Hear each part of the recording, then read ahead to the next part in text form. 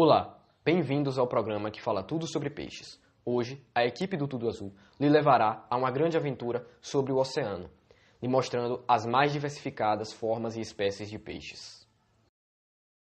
Os peixes representam a maior classe em número de espécies conhecidas entre os vertebrados. Acredita-se que os peixes tenham surgido por volta de 45 milhões de anos atrás, e que eles tenham sido os primeiros vertebrados a dominarem o planeta. Esses danadinhos podem nos apresentar um grande e exótico espetáculo, tanto em águas salgadas quanto em águas doces. A evolução dos peixes é tão impressionante quanto espetáculos que eles podem apresentar em ambientes aquáticos. Entenda como se deu a evolução deles. Agora vamos falar da evolução até a formação dos peixes atuais. Os peixes foram os primeiros vertebrados no mundo animal, mas até o surgimento dos atuais peixes, diversas outras criaturas surgiram, como os ostracodermas, os oceanos primitivos desde o período cambriano até o devoniano.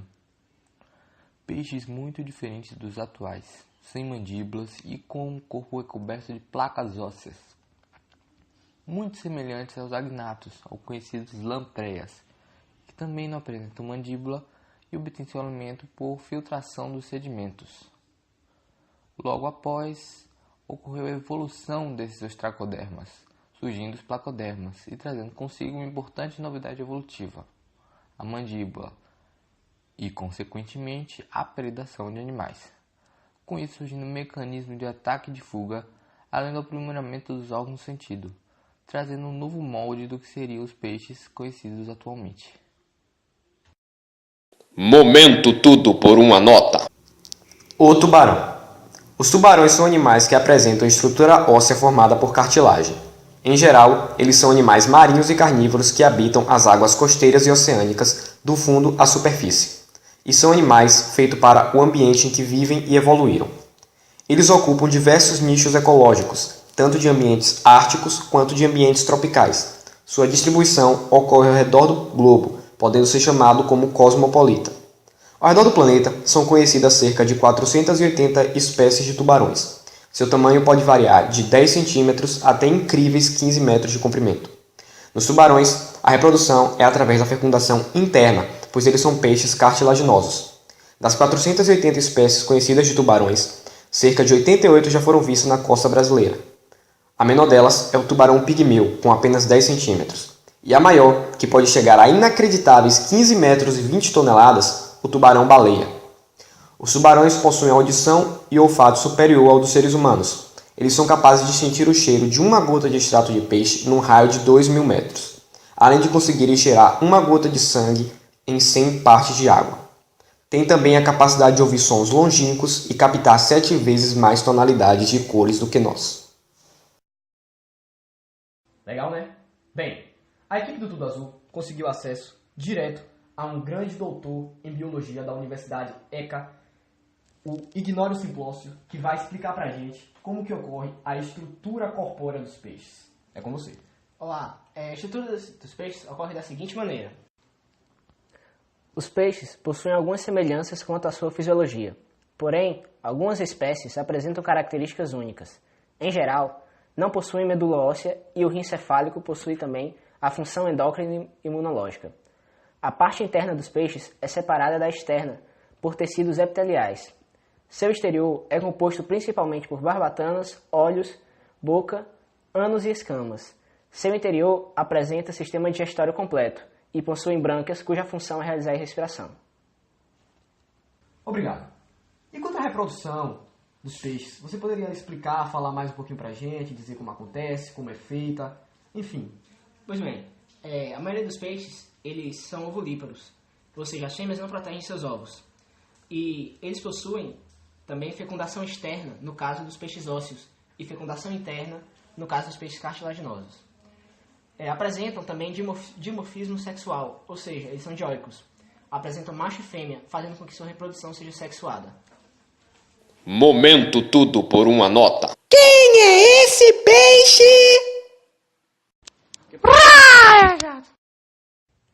E agora, para se aprofundarem mais um pouco sobre o assunto peixes, fique com um pouco da classificação dos mesmos. Agora em relação à classificação dos peixes. Peixes podem ser divididos tanto em condrictes quanto em osteítes. Condrictis deriva do grego chondros, e significa cartilagem, enquanto osteíctis deriva do grego osteon, que significa ossos. Tanto tubarões quanto raias pertencem ao grupo dos condrictis e predominam águas salgadas, entretanto algumas exceções de raias de água doce. Apresenta um esqueleto leve, 5 pares de fendas branquiais e o orifício por onde entra e sai água, o chamado espiráculo, além da boca localizada ventralmente e a presença de cloaca. Enquanto os osteíctis, os mais abundantes espécies conhecidas, apresentam espécies como tainhas, robalos, cavalos marinhos, etc. Apresenta seu esqueleto predominantemente ósseo, a presença de 4 fendas branquiais, além do próprio espiráculo. Uma boca localizada na região anterior, diferentemente dos condrictis, além do intestino ser terminado em ânus, não apresentando cloaca. Momento tudo por uma nota. O peixe voador. Ao contrário do que se possa pensar, os peixes voadores não possuem asa como as aves. O que lhes permite voar são nadadeiras peitorais maiores que as dos outros peixes, com base rígida e ramificações que aumentam sua área de contato com o ar. Seu voo é também diferente daquele observado nas aves. Eles não batem as nadadeiras, mas planam com elas abertas após tomar um impulso pelos batimentos de sua grande cauda assimétrica. Cada voo alcança, em média, 180 metros, mas já foram registrados percursos de quase 400. Eles habitam os mares e oceanos tropicais temperados e se alimentam principalmente de plânctons. Em geral, eles têm menos de 45 centímetros de comprimento. O corpo longo e estreito tem nadadeiras laterais grandes, parecidas com asas. Algumas espécies também têm nadadeiras no ventre. Sua reprodução se dá geralmente no final da primavera e eles vivem cerca de 2 anos em média. Os cientistas acreditam que, ao longo da evolução, os peixes voadores aderiram a essa capacidade de voar para fugir de predadores. Atualmente, as principais ameaças aos peixes voadores são os golfinhos, tubarões e atuns, mas as espécies pré-históricas tinham que escapar de répteis marinhos e peixes bem maiores. A dinâmica aérea de um peixe voador pode ser tão impressionante quanto o espetáculo que eles apresentam em superfície marinha. Entenda como funciona. Ao ser perseguido por um peixe maior, a espécie cruza o mar velozmente com as barbatanas coladas ao corpo e nada para cima, se preparando para voar. Ao atingir a superfície, o peixe dá um impulso final, batendo freneticamente o rabo na água. Quando o empurrão já é suficiente, ele levanta o rabo e decola. No ar, ele abre as barbatanas, obtendo a sustentação necessária para planar por cima da água. Ele consegue realizar, em sua decolagem, uma inclinação de 15 graus em relação à superfície líquida. Durante sua aventura aérea, o peixe voador atinge 1 metro de altura, chegando a voar até por 180 metros em um único voo, ou 400 metros em voos múltiplos. Mas os passeios são rápidos, costumam durar em média de 2 a 15 segundos. O Brasil não tem os tipos tradicionais peixes voadores, mas as águas amazônicas abrigam uma espécie parecida, que é o peixe machadinha. Faz voos bem mais curtos, chegando a ter 1,5 metro de distância. Os peixes voadores, além da sua incrível aerodinâmica, têm um certo tipo de camuflagem que dificultam ainda mais a vida dos predadores naturais.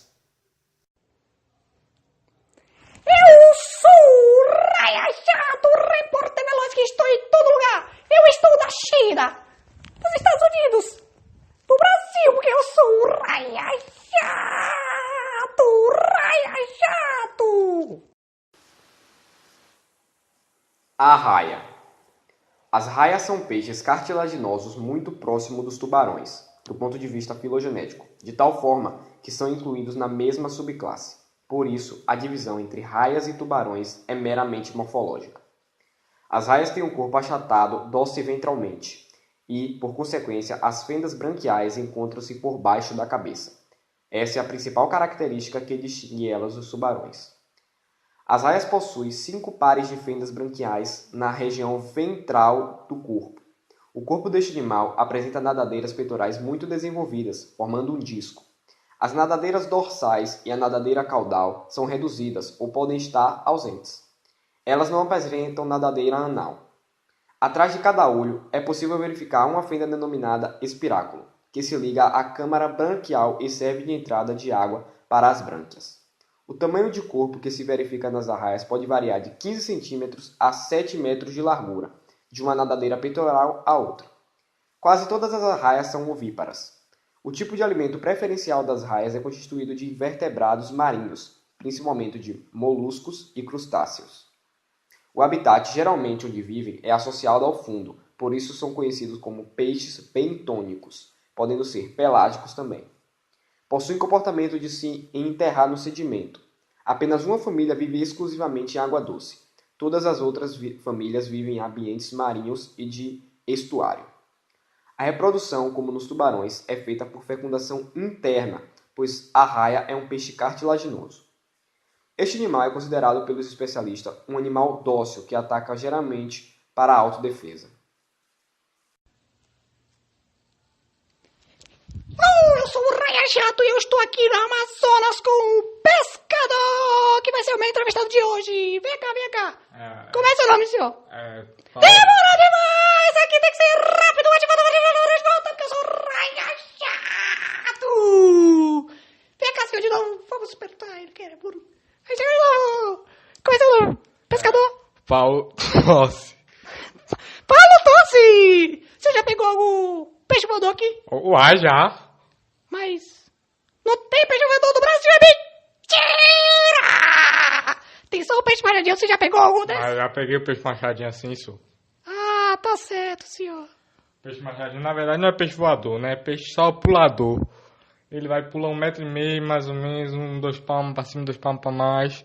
Entendeu? E aí, como é que o senhor tem essa tática de pegar? Aí eu dou um susto na água, os peixes, que isso? Os peixes vai e leva o susto, se sente ameaçado, joga a rede e pega. Ah, você tem a velocidade do Raia Jato! Obrigado, senhor. Valeu, senhor. Valeu, senhor, vou aqui da China agora, valeu! Momento tudo por uma nota. A enguia elétrica.